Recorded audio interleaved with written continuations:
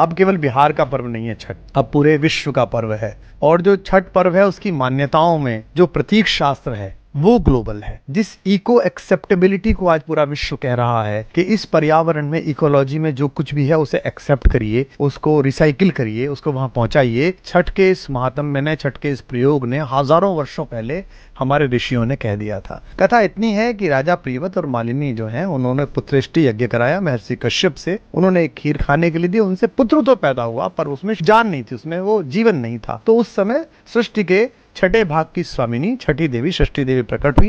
उन्होंने अपने स्पर्श से उसे जीवित किया और उस समय से चलने लगा। इसमें कथा यह भी है कि भारतेश्वरी सीता जो है वो राजसूय यज्ञ के लिए वहां पर जो शुरू में यज्ञ होना है उसके लिए मगधल ऋषि ने उनको बुलाया पति सहित, और मुंगेर के पास उनके चरण वहां स्थापित भी हैं।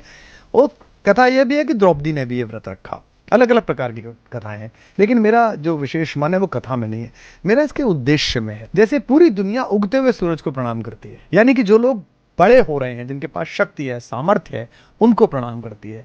लेकिन भारत की संस्कृति बिहार के उस कोने से पूरे विश्व को यह समझा रही है कि जो हमारे लिए जले हैं, जो हमारे लिए तपे हैं, आज वो अगर नहीं है या आज वो काल के अंधकार में समा रहे हैं, तब भी वो हमारे प्रणाम के योग्य है।